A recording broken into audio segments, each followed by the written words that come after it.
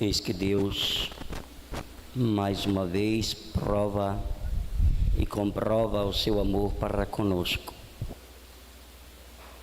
Nos dará graça e o privilégio de atualizar nos nossos dias, na nossa realidade, no nosso século, a paixão redentora do seu Filho Jesus. O Santíssimo, o Puríssimo, que dará vida pelos pecadores, pelos criminosos, que somos todos nós, inclusive o Padre que vos fala. Não há um ser vivente na face da terra que, ao se deparar com a cruz, no momento de silêncio, não tenha uma ou outra lágrima escorrendo no seu rosto, a não ser que já tenha perdido a sensibilidade de ser humano, de gente. Mas todo aquele que ainda tem a qualidade de gente, de ser humano, ao contemplar o crucificado, não tem como não estremecer suas entranhas, não tem como não ter o rosto banhado de lágrimas.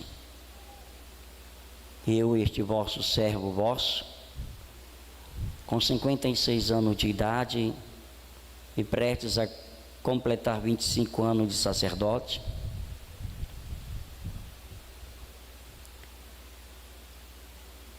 toda sexta-feira santa, para mim, é como se fosse a primeira,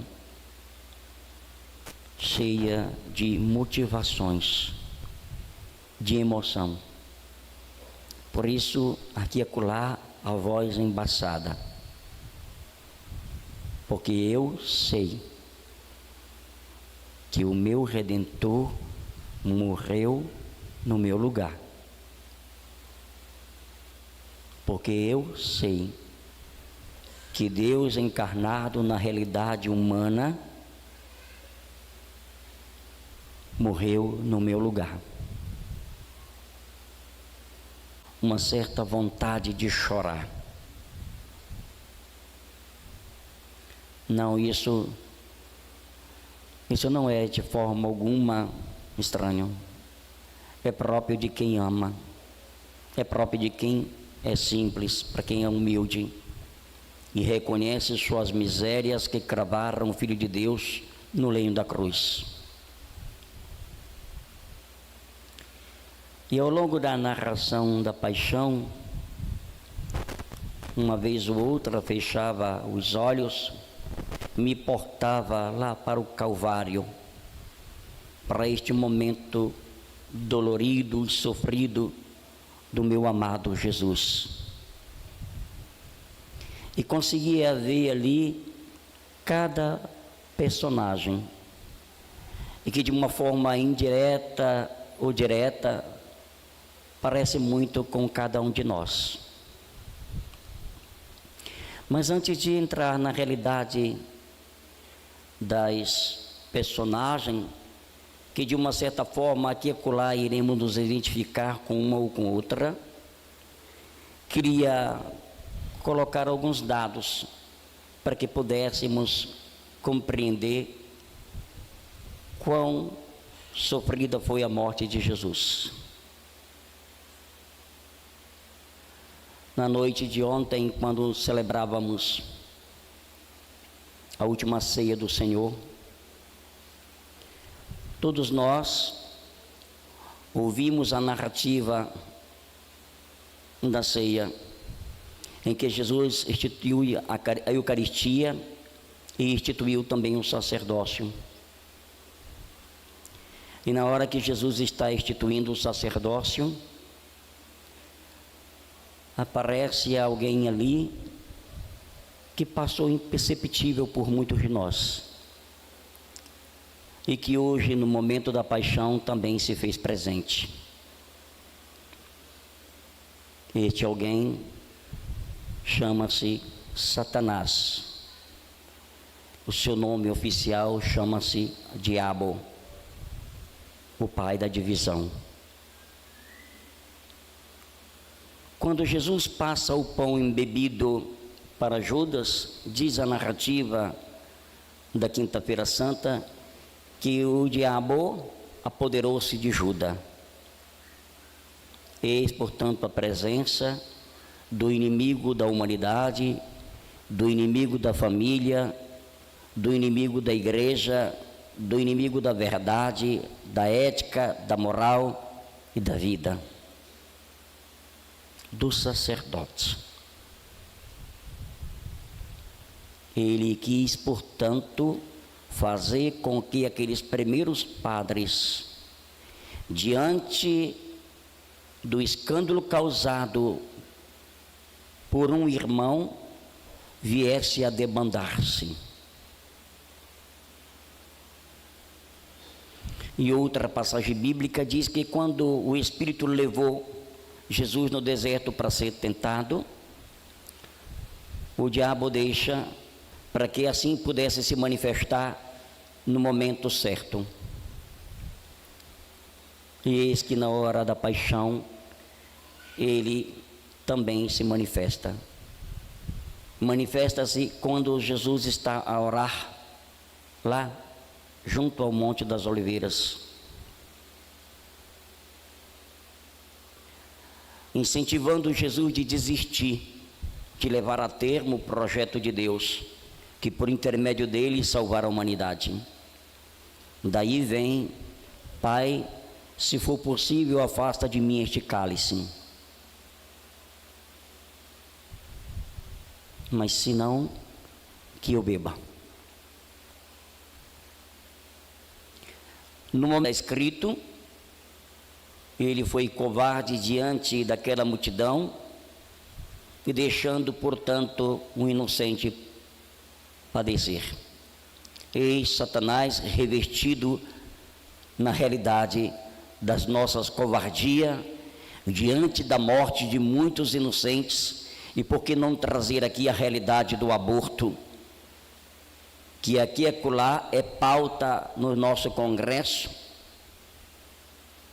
para instituir como lei do nosso país, que é tido como o maior e o país mais católico do mundo.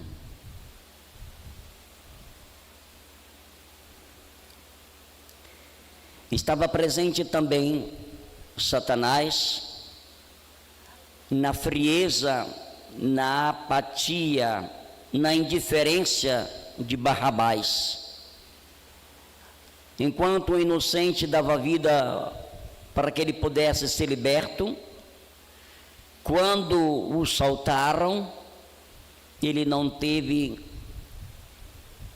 senão uma outra atitude de sair correndo dali, sem olhar para trás e sem expressar a gratidão por aquele que deu-lhe a oportunidade de viver novamente.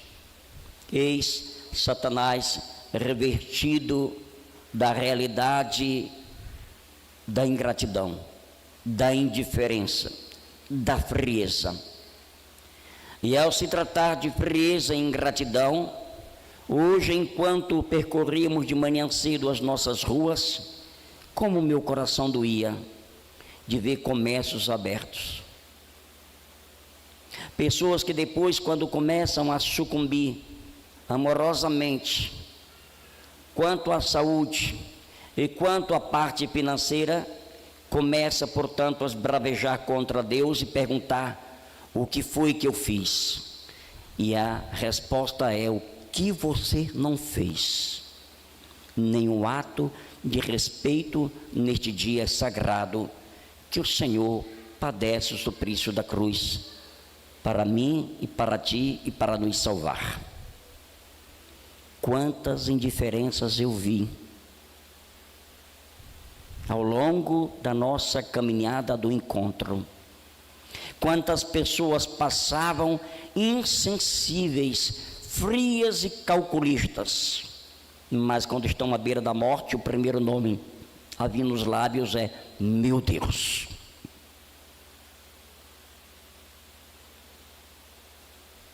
Alguns até aceleravam mais a moto, para que o barulho da moto, da descarga, pudesse de uma certa forma, ou de uma forma ou outra, atrapalhar aquele ato religioso.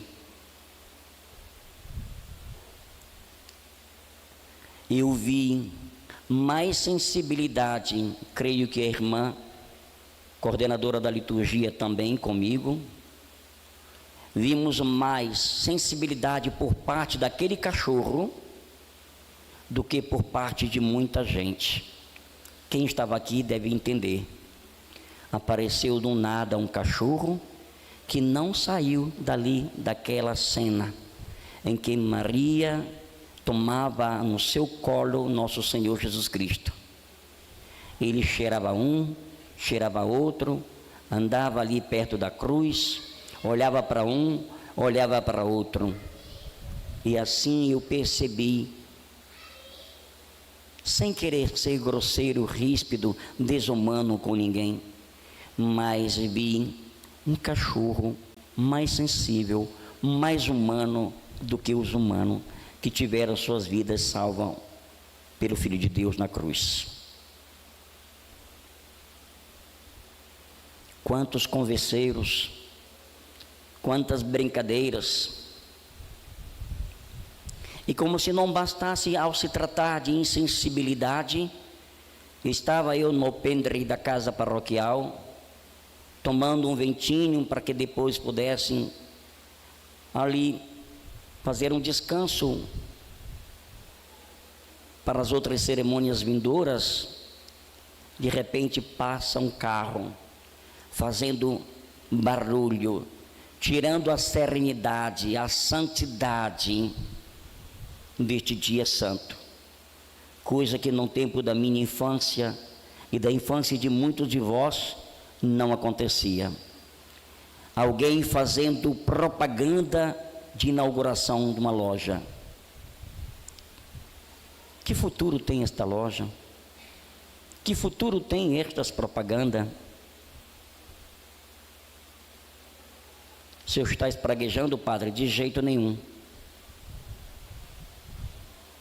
Porque Deus não castiga. Somos nós que erguemos uma barreira, uma parede enorme entre nós e Deus.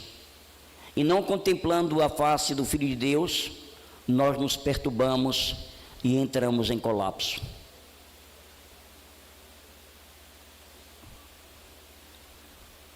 Me veio naquele momento uma lembrança, um tanto ali grosseira da minha parte, que quando morreu um cunhado, eu desci de Bragança para, aliás, de Dom Eliseu, minha segunda paróquia, para Santa Luzia, para ser conforto da minha família e para dirigir uma palavra religiosa para os meus que ali estavam entristecidos pela morte do cunhado, do esposo, do pai, do avô.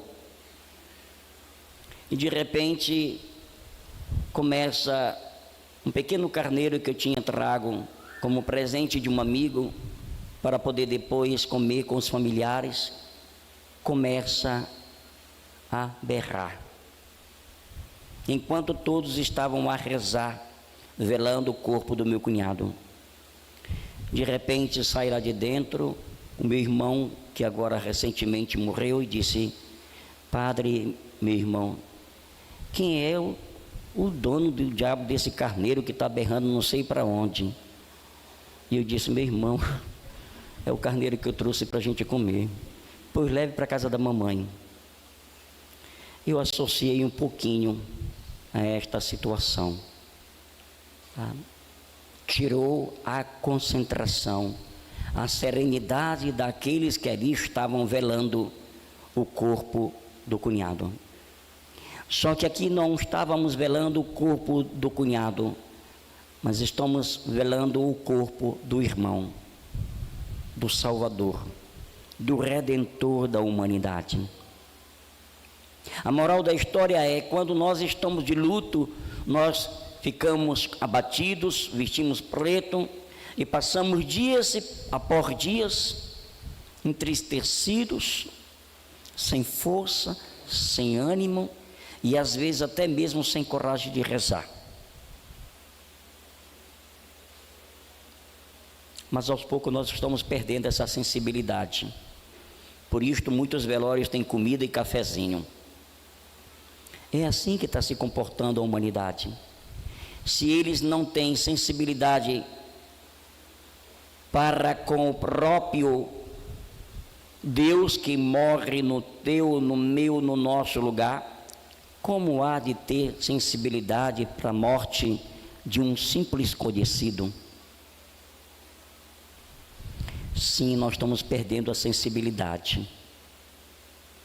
Nós estamos perdendo a nossa humanidade. Nós estamos nos tornando irracionais, insensíveis. Diante da dor e do sofrimento alheio.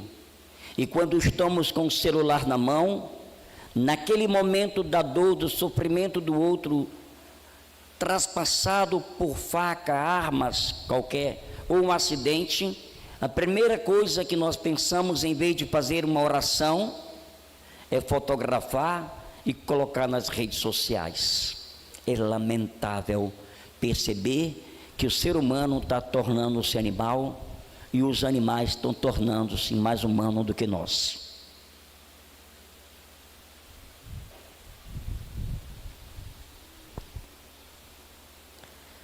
A cruz de nosso Senhor Jesus Cristo, aquela parte de cima, que ele carregou aproximadamente por 600 metros, que parece perto, mas não é perto, quando você passou a noite toda sendo flagelado, derramando seu sangue, sem oportunidade de se hidratar, sendo golpeado por chicote com inúmeras pontas, com chumbo e ossos de animais, que onde batia arrancava pele, banha e sangue, torna-se bastante fadigante. Foram 600 metros que parece que não tinha fim. E sobre os ombros de Jesus, uma cruz de 50 quilos, mais ou menos o peso de uma saca de cimento, só que carregado nos ombros de alguém que tinha passado a madrugada toda, na linguagem mais grotesca, na taca. Muita peia, muita humilhação, muito tapa, muito chute, muita caçoação, muito constrangimento, muita tristeza. Jesus carrega, portanto, por 600 metros, esta parte da cruz que pesava ali no corpo 50 quilos. Os espinhos de sua coroa mediam de 5 a 6 centímetros, segundo os estudiosos. Ela não penetrava, esses espinhos também não penetravam somente o couro cabeludo, ia dilacerando o cérebro do Deus feito homem. E por isto seu rosto é encharcado de sangue, de uma dor que não tem como calcular. Os pregos que lhe fixaram na cruz eram de 12,5 centímetros, para poder segurar o seu corpo fixado naquela cruz. Chicote,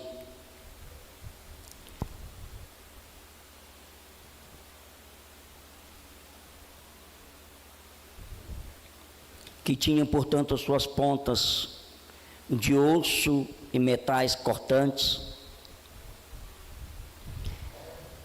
que totalizava em 117 chicotadas, na realidade 39, e por conta das várias pontas que existiam naquele chicote, fazia-se a soma de 117 chicotadas.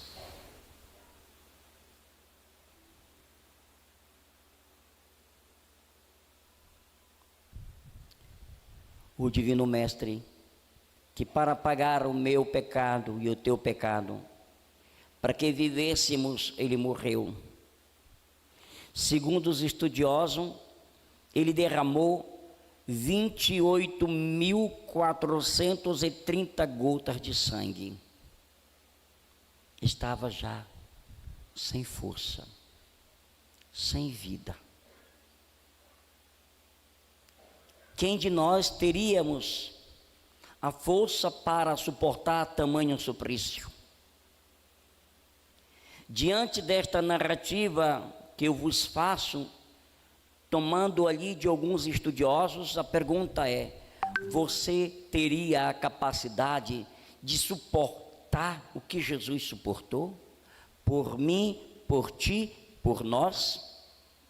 Se não, filho querido, então, sede mais sensível, sede mais amoroso, sede mais caritativo, sede mais prestativo, dar a tua excelência para Deus por intermédio da tua igreja, e não a tua mediocridade, a tua frieza, teu calculismo, teu egoísmo, tua falta de amor, a tua falta de justiça. Dar a tua totalidade, a tua excelência para aquele que gastou-se tudo para ti.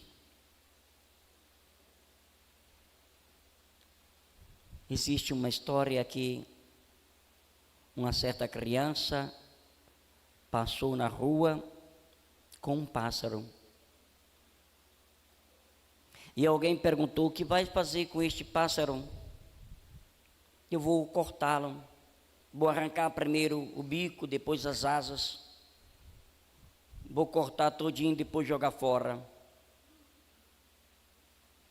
E a pessoa que viu isto diz: quanto queres por este pássaro? Estabeleceram um preço, e aí foi pago o preço para aquele pássaro não cair nas mãos daquele menino e ele viesse a fazer aquilo que tinha se proposto. Hoje, quem paga o preço dos nossos pecados é Jesus, e paga todo o seu sangue, toda a sua lágrima no lenho da cruz. E Jesus pagou o preço dos meus pecados, e Jesus pagou o preço dos teus pecados, e Jesus pagou o preço dos nossos pecados. Todo o seu sangue, toda a sua lágrima banharam aquele Calvário, por mim e por ti. Olha que tamanho amor, amor ciumento, amor silencioso, amor grandioso, amor verdadeiro.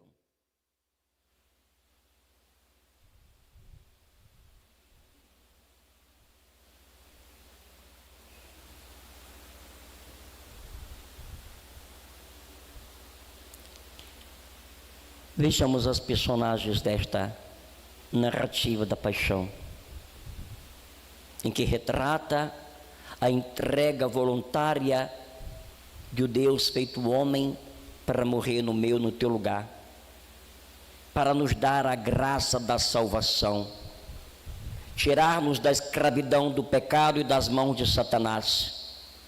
Ele paga o preço morrendo na cruz para me salvar, para te salvar. Uma primeira personagem é a de Judas, que nós, com o ar de juízes, queremos julgar. Não, meus filhos, nós não somos melhores que Judas. Olha lá se não somos piores. Judas vendeu o seu mestre depois de muitos anos de catequese, de instrução. Permanece no grupo para armar uma tocaia para o mestre, uma armadilha, uma arapuca para o mestre.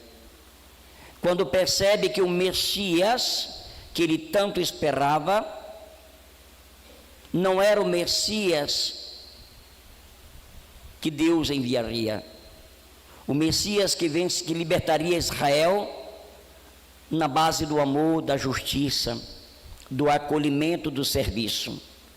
Quando ele esperava o Messias que o vencesse e libertasse Israel na força da lança, da espada ou da retórica, ele se sente desapontado, desolado, e permanece no grupo esperando a hora exata de trair o mestre. Não, Judas não era amigo de Jesus. Jesus era amigo de Judas, mas Judas não era amigo de Jesus. Por isso, nem sempre quem está dentro da igreja é a igreja. Nem sempre quem fala de Jesus está com Jesus. Judas esperou o momento certo e vai com os sumos sacerdotes e diz: quanto queres, quanto me dares, deves me dar, quanto queres me dar para que eu vos entregue Jesus? E combinam com eles 30 moedas. E o sinal que é Jesus é o beijo. Quantas vezes nós fazemos isto também?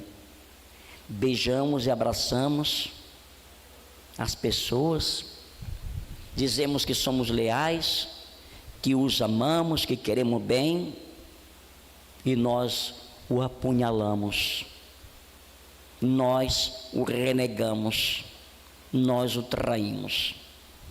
A esposa, o esposo, o pai, a mãe e até mesmo o padre e as freiras. Quantas pessoas vêm ao nosso encontro, nos abraçam, nos beijam e diz que: olha, eu amo muito o Senhor, padre, olha, irmã, a senhora é como uma mãe para mim. A gente já viveu tanto isso que a gente vive escaldado, porque o traidor saiu de dentro da família de Jesus, dentro do grupo de Jesus. E as pessoas que geralmente fazem isto, pasmem-se, igreja, é de dentro da igreja. É alguém que exerce uma certa liderança dentro da igreja, assim como Judas era quem cuidava da sacola do dinheiro, das esmolas. Judas vende o seu mestre e seu amigo, entre aspas, e Senhor, por 30 moedas. Mas nós vendemos e negociamos Jesus quando, num período como este, a gente prefere ir para a praia, para os balneários, para abrir o comércio, em vez de estar rezando com a família que está prestes a se rachar. Nós vendemos e traímos Jesus Cristo quando nós desfazemos aquilo que Deus fez no matrimônio com o câncer da separação, do adultério. Nós traímos Jesus quando, em vez de ler um bom livro religioso da história dos santos, nós preferimos acessar os sites de moralidade, de prostituição, e vamos aos poucos nos prostituindo e querendo que a pessoa que convive conosco tenha também aquela mesma postura prostituída. Nós traímos e vendemos Jesus quando, em vez de viver uma vida sóbria, queremos, portanto, estar fora da sobriedade, revestido de outros sentimentos pelo alcoolismo e pela droga. Sim, nós também somos Judas. Sim, também nós negamos Jesus quando não procuramos a confissão para reconhecer nossas misérias, nossos crimes. Sim, nós traímos Jesus quando preferimos ir para um aniversário do que para a Santa Missa. Sim, nós vendemos Jesus quando, por motivo fútil, deixamos de participar das reuniões, dos encontros, do querigma no seio da nossa comunidade paroquial. Sim, meus irmãos, meus filhos, não somos melhor que Judas. Sinto muito nos informar, até a mim mesmo, somos todos também um pouco de Judas.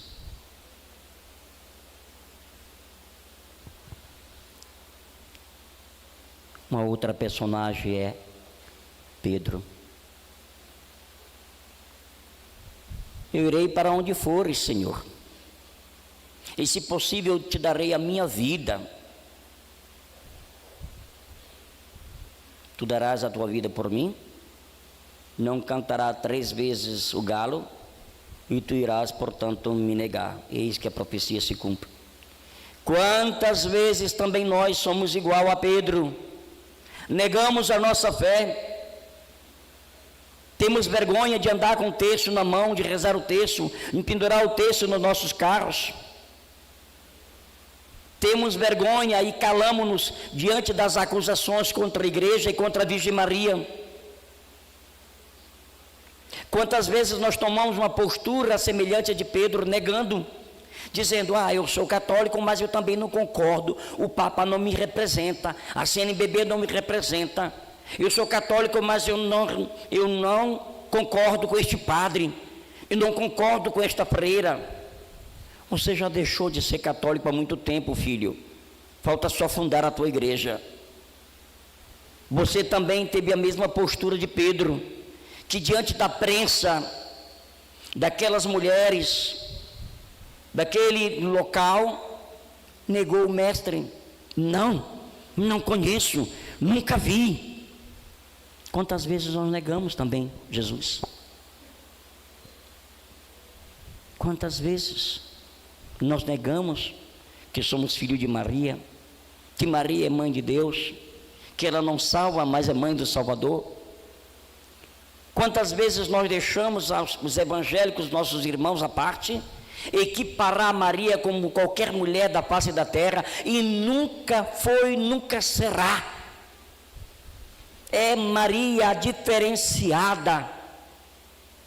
Nenhuma outra mulher suportou o que Maria suportou, nenhuma outra mulher gerou o verbo eterno do Pai.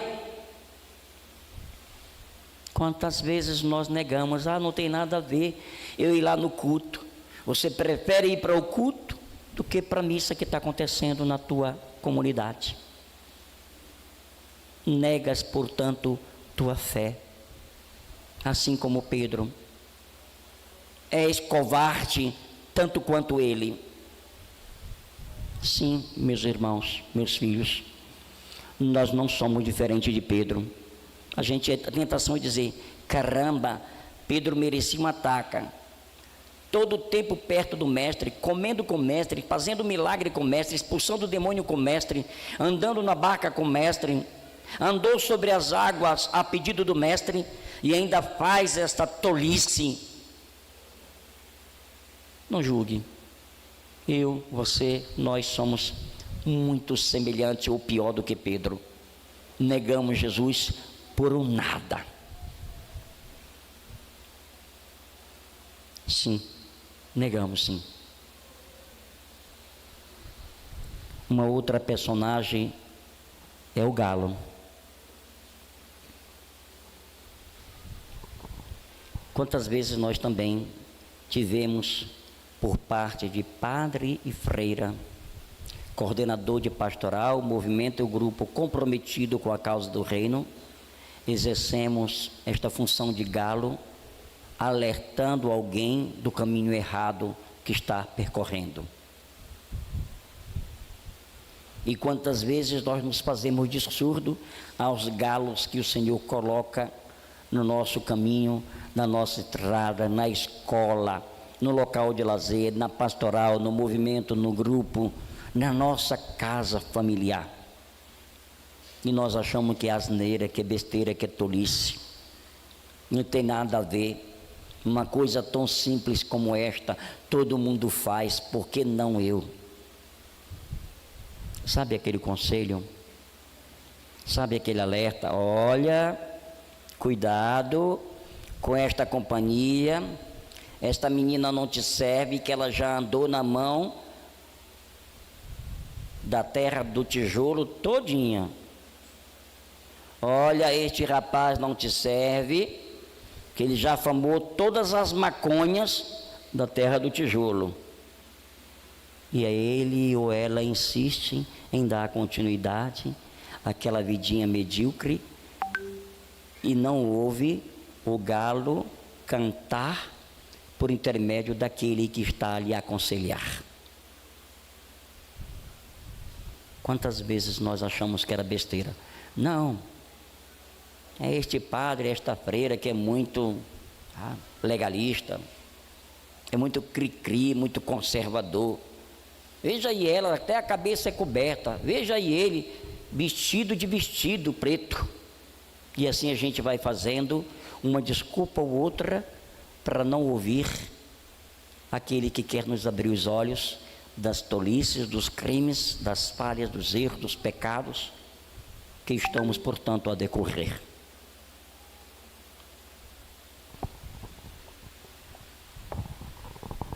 Uma outra personagem é Pilatos.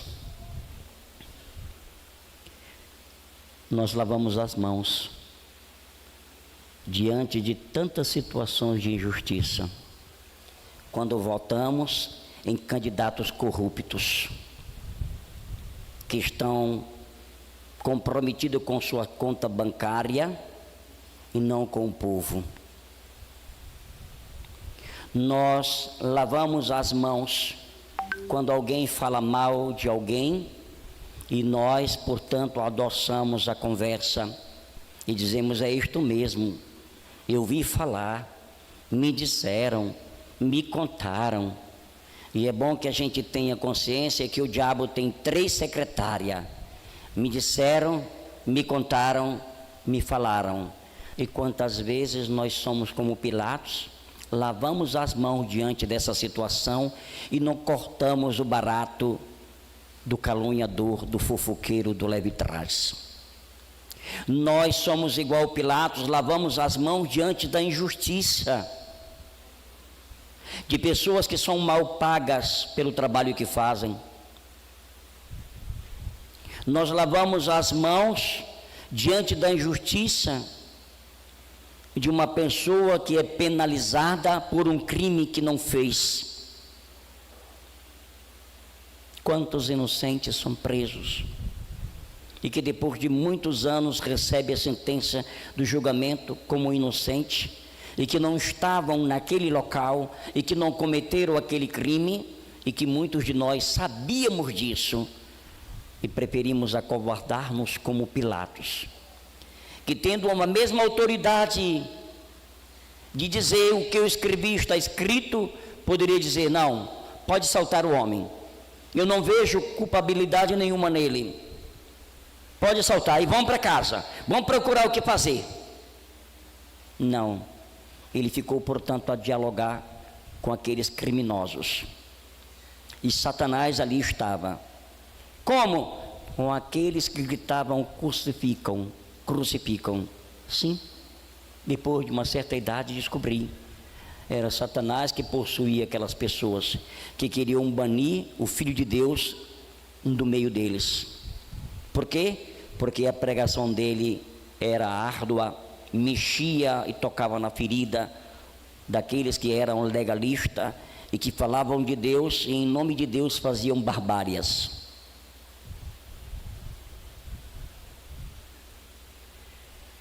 Sim, nós somos igual Pilatos, lavamos as mãos diante das injustiças. Quantas freiras, quantos padres, quantas moças de família, quantas mães de família, quantos pais de família foram vítimas das nossas injustiças, das nossas indiferenças. Quantas?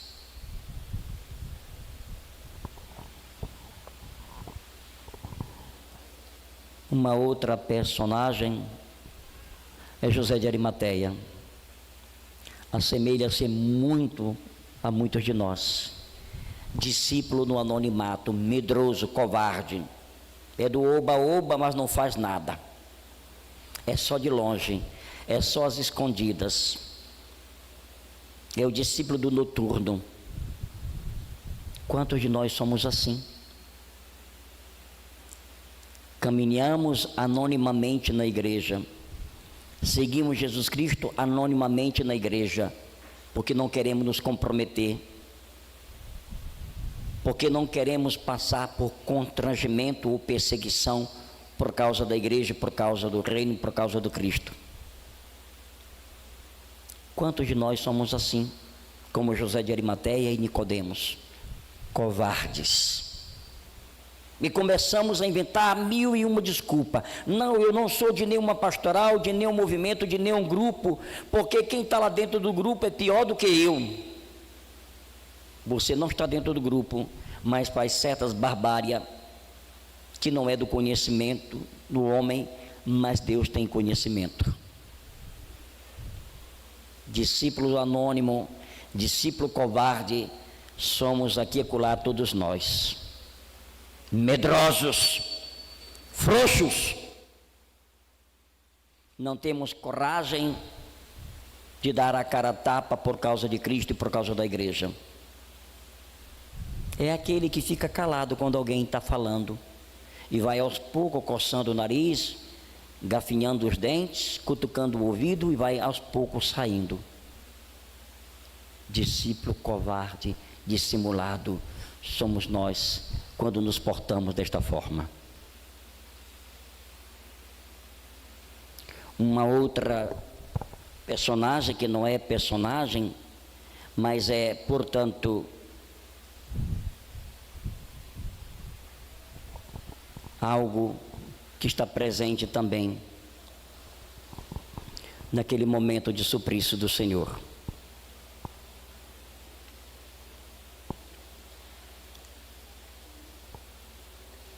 Caçoado, cuspido, humilhado.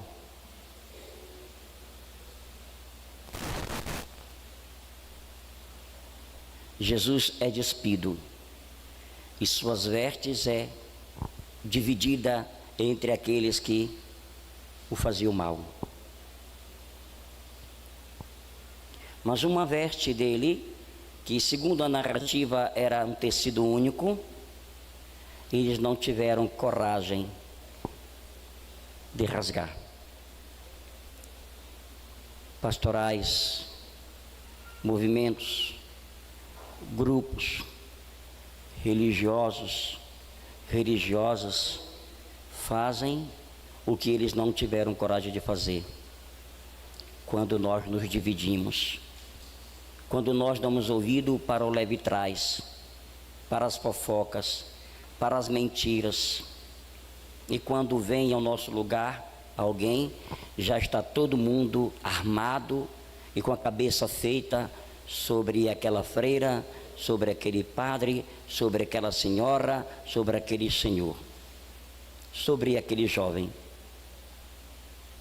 E não esperamos que ele de fato mostre quem de fato ele é e para que de fato ele veio para aquela cidade, para aquela pastoral, para aquele movimento, para aquela comunidade ou para aquela paróquia. Sim, amados, aquela veste que os soldados não tiveram coragem de rasgar, eles tiraram um sorteio entre si para ver quem de fato ganharia ela. Nós rasgamos com as nossas divisões, nós rasgamos com os nossos leva e traz, nós rasgamos com as nossas desuniões. E isto é muito feio, isto é muito triste, e isto faz com que aqueles que são fracos na sua fé debandem e nunca mais voltem para a igreja nenhuma, e nem sequer para o nosso convívio. Pensemos nisso. Será se eu já não tive este procedimento, este comportamento? Será se eu não dei imagem para que estas divisões estejam acontecendo dentro de casa, na minha igreja doméstica?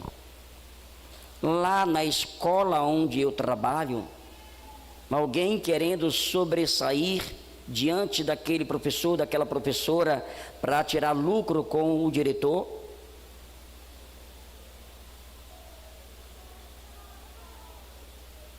destratando, humilhando e ultrajando o seu amigo de trabalho?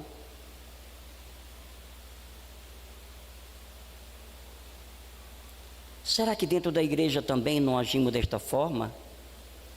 Quando nós achamos que a minha pastoral, o meu movimento, o meu grupo é melhor que o outro. Ora, os evangélicos não têm pastoral, movimento e grupo, e funcionam às vezes em certas situações melhor do que nós.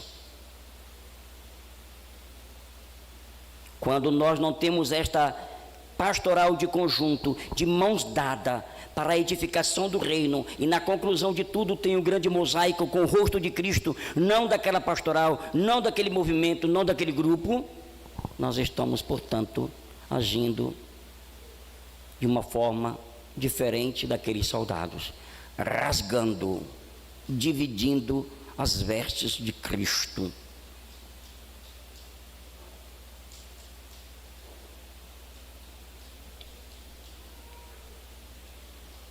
Para concluir, duas coisinhas.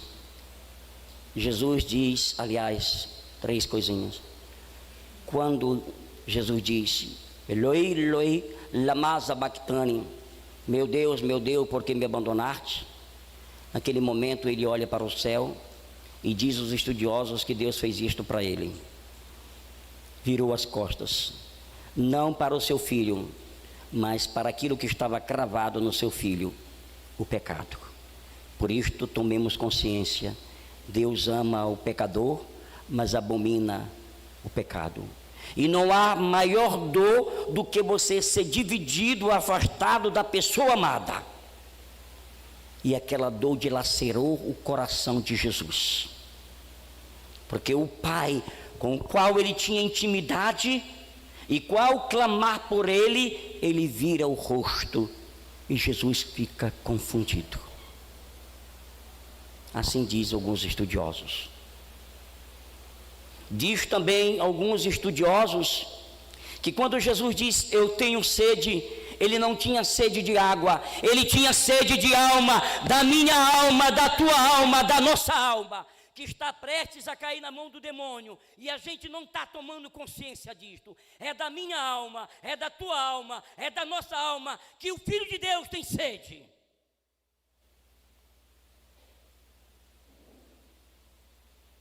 E aqueles que ali estavam entenderam que era sede de água, e aproveitam da situação para caçoar, envergonhar ou constranger Jesus.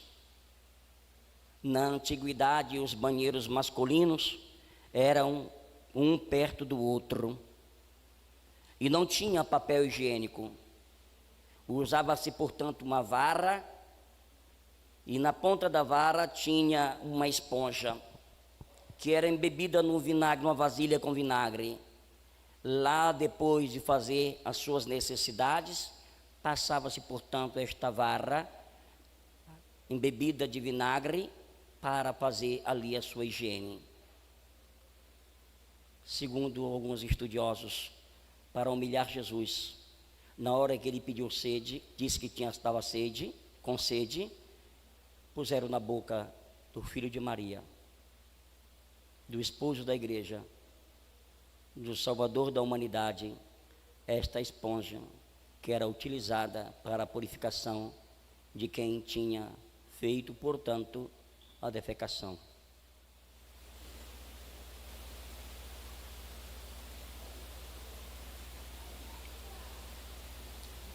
Um minuto de silêncio para interiorizar tudo isto que o Senhor nos falou pela boca do seu ministro, um profeta da atualidade da nossa comunidade. Revivamos também esta paixão de Cristo na paixão de quem perdeu alguém querido por estes dias.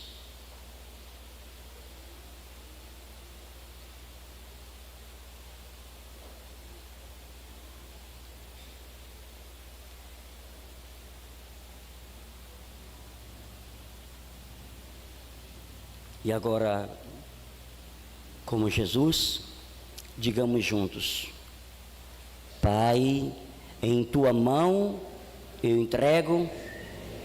Juntos: Pai, em tuas mãos eu entrego o meu espírito. mais uma vez: Pai, em tuas mãos eu entrego o meu espírito. entrego também esta paróquia, com todas as comunidades, todas as pastorais, movimentos e grupos. Entrego o meu ministério, o meu sacerdócio, a minha vida, o meu dinamismo, tudo aquilo que eu sei e tudo aquilo que irei aprender. Eu entrego a cada um que o Senhor hoje me confia. Entrega também a tua família. Entrega o teu trabalho. Entrega, Cléia, a tua dor pelo teu pai que partiu ontem para a eternidade, para a Páscoa definitiva. A igreja hoje, aos pés da cruz, se associa também ao teu calvário, à tua dor, pela perca do teu paizinho, meu ex-paroquiano.